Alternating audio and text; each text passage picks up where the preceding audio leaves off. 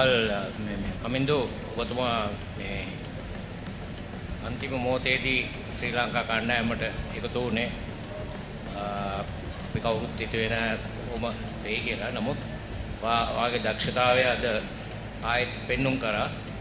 අන්තිම මොහොතේ ටීම් එකට එකතු වෙච්ච ගැට මොකක්ද හිතෙන්නේ? අද තරගයේ වාගේ ඉනිංස් එක ගැන මොකද? මුල් ප්‍රශ්නෙට මම හිතනවා ඒක මගේ කන්ට්‍රෝල් එකේ නැති දෙයක්. මට අවස්ථාව හම්බුණා මගේ ජොබ් එක තමයි රට වෙනුවෙන් ක්‍රීඩා කරලා රටට ජයග්‍රහණය අත් කරලා දෙන එක. ඉතින් මං හිතනවා මට ඒ chance එක හම්බුණා. ඉතින් මම මට පුළුවන් උපරිමය කරා. ඒත් එක්කම අද ජයග්‍රහණය ගත්තොත් ඇත්තටම හොඳ ජයග්‍රහණයක්. අපේ ටීම් එකට හොඳ ස්ටාර්ට් එකක් මේ ටූර්නමන්ට් එකේ ගත්තා අපි. මං හිතනවා ප්ලේයර්ස් ලොක්කොම හොඳට කරා. ටීම් එකක් විදියට හොඳ කන්ට්‍රිබියුෂන් එකක් තිබ්බම ප්ලේයර් කෙනෙක්ගෙන් මතක් කරන්න ඕන බෝලිං වල මහීෂ් වනිදු දුෂ්මන්ත ජමීර මතීෂ පතිරණ වෙල්ලාලගේ හොඳ ජොබ් එකක් කරන බෝලිං වල. ඉතින් මං හිතනවා අපි ටීම් එකක් විදියට ඉස්සරහටත් මේ දේවල් හොඳින් කරගෙන යයි කියලා. කමිදු පවන්ගේ විකට් එක ගිය වෙලාවේ දුනිත්ව තමයි විකට් එකට ආවේ. මොකද්ද එවලේ ප්ලෑන් එක උනේ? ලෙෆ්ට් හෑන්ඩ් කෙනෙක් එනවා නම් ඔයාවත් එවන්න තිබුණා. මොකද්ද ටීම් එකේ වෙලාවේදී කල්පනා කරේ? ටීම් එකේ ප්ලෑන් එක අපි මං හිතන්නේ කලින්ම ප්ලෑන් කරලා තිබ්බේ දුනිත්ව උද මැච් එක පටන් ගන්නකොට කියලා තිබ්බේ දුනිත්ව නම්බර 5 ක්‍රීඩා කරනවා කියලා. ඉතින් ඒ විදිහටම ගියා. මං හිතනවා ඒක සමහර විට හොඳ දෙයක් වෙන්නත් පුළුවන්. මං හිතනවා දුනිත් එතන ප්‍රෙෂර් එක හොඳට හැන්ඩල් කරා. ඉතින් මට ලේසි වුණා ගිහිල්ලා ඊට පස්සේ කැච් අප් කරන්න. ඉතින් මං හිතනවා අපි ගන්න ඩිසිෂන් මැච් එක වෙලාවේ ගන්න ඩිසිෂන් ටීම් එකක් විදිහට අපි හැමෝම බැක් කරන්න ඕන ටීම් එකක් විදිහට. ඉතින් මං හිතනවා අපි ටීම් එකක් විදිහට ඉස්සරහට යනවා නම් ඒ දේවල් ඒ විදිහට අනිවාර්යෙන් වෙන්න ඕන. ඉතින් අපි හොඳ ටීම් එකක් විදිහට අපි හොඳ ස්ටාර්ට් එකක් ගත්තා. ඉතින් මං හිතනවා මේක දිගටම කන්ටිනියු කරගෙන යන්න. ඔව් අපි නිතරම ක්‍රිකට් වල කියන දෙයක් තමයි මං හිතන්නේ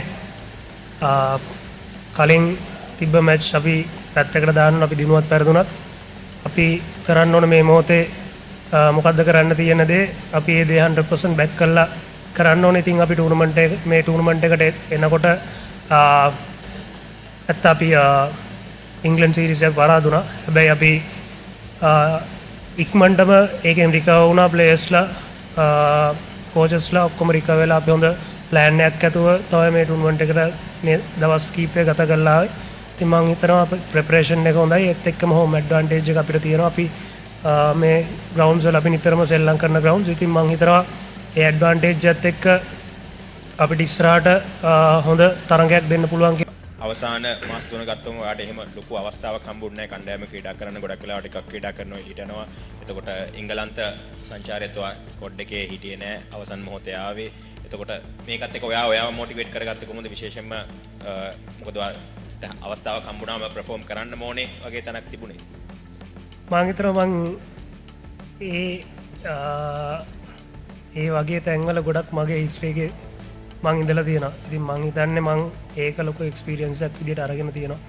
මගේ මම රට නියෝජනය කරන්න මුල් කාලෙත් මං හිතන්නේ මට ඒ වගේ චාන්සස් හම්බුණා. ඉතින් මම ඒ එක්ස්පීරියන්ස් එක යූස් කරන මොකද ටීම් එකට සිලෙක්ට් කරන එක නොකරන එක මගේ ජොබ් එක නෙවෙයි. මට පුළුවන් විදියට මම උපරිමය කරන්න තමයි රට වෙනුවෙන් මගේ බලාපොරොත්තු. ඉතින් මං හිතනවා මගේ කන්ට්‍රෝල් එකේ නැති දේවල් ගැන වොරි වෙනවට වඩා මගේ ටීම් එක ගැන ફોකස් කරන එක මං මේ දවස් ටිකේ කරේ. ඉතින් මං හිතනවා ටීම් එක වෙනුවෙන් මට කරන්න පුළුවන් උපරිමය මම කරා සහ මම ඉදිරියටත් ඒක කරන්න බලාපොරොත්තු වෙනවා ටීම් එකට අවශ්‍ය වෙන වෙලාවට.